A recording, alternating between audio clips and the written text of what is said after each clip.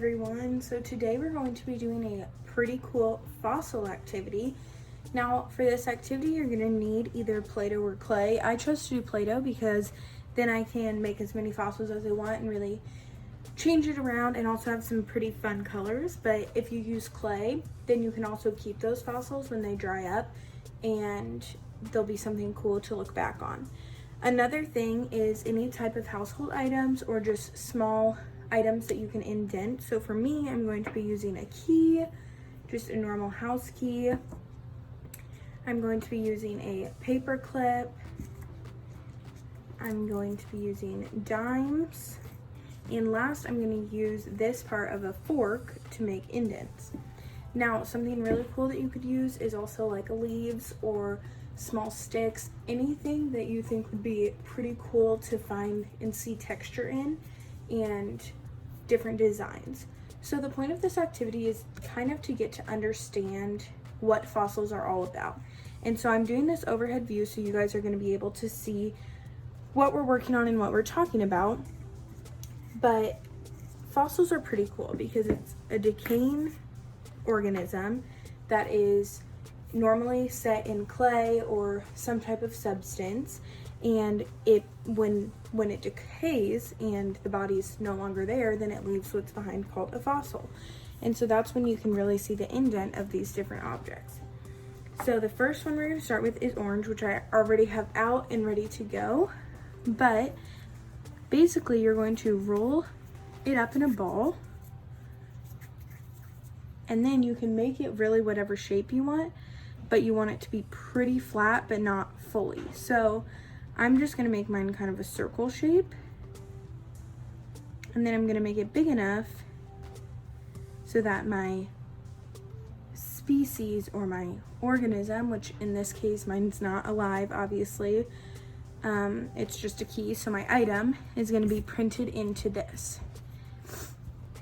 So I'm taking my key, which you can see up close has some different textures and things, some cool things. And this one I noticed has more numbers and letters on this side, and so that's the side I think I want to print in because I think it'll be pretty cool. So you set it down and you don't want to put your fingers into it, but then you're going to go ahead and push, and don't push it way too hard, but just enough where you feel like it's indented a little bit.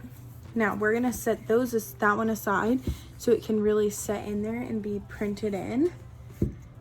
And then we're gonna go ahead and do a different one. So I encourage you guys, while I'm doing these, to also be, either you can pause and go and try to find other things that you wanna try to imprint, or you can be writing things down for later. But it's really just kind of cool. So now I'm doing the yellow one. I'm gonna do the same thing of really pushing this down. So then for this one, I want to do the 2 dimes. Now I'm going to do one with the head down and one with the tail side down.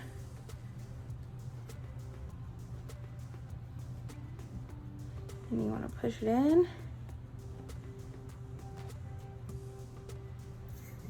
And then I'm going to set it aside for now while it's really setting in there and absorbing.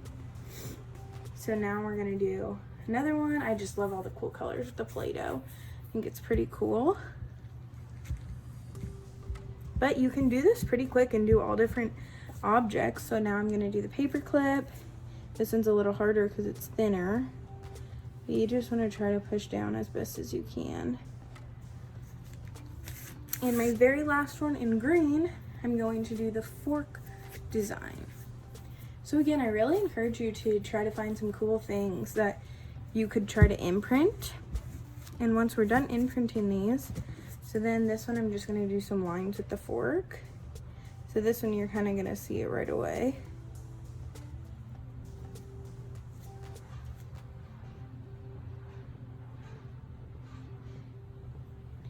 But you can see it left a cool design. So I'm going to bring them up a little closer, but the whole point again of this activity is really to see these different details. So since this is the first one we took out, I'll bring that up first. You can see how it's elevated in some areas and then it goes down in others.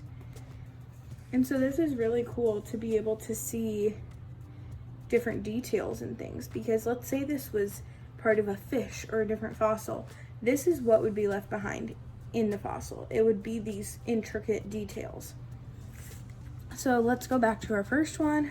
We're gonna do the key. So when I bring this up, I wanna carefully take the key out.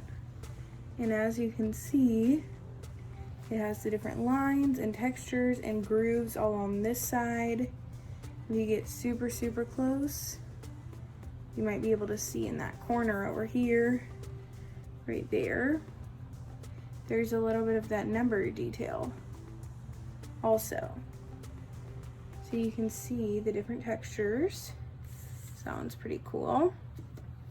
Next, we're gonna do the dimes. So sometimes they might be a little tricky to get out of. Now again, if you were doing this with clay, it might be able to catch those details a little more. Because as you can see, and I chose yellow for this color, which was probably not that smart, but it's not as detailed. You can see it if you're super close, but I think with the yellow, it's kind of hard to see. And last, the paper clip, which sounds pretty cool. You can definitely tell it's a paper clip.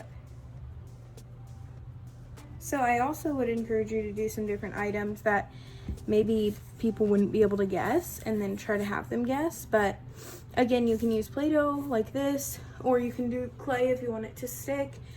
And also a pretty cool thing, which I can insert some pictures, is if you want to put Elmer's glue inside of these crevices and then let it dry, because then it can keep the mold a little tighter, especially if you're using clay. So I'll insert some pictures at the end of this video. I'll also do some close-up pictures of my clay things that I did. And I hope you guys really enjoy and try to do different fossils and learn about fossils and kind of how they work. So thank you, bye.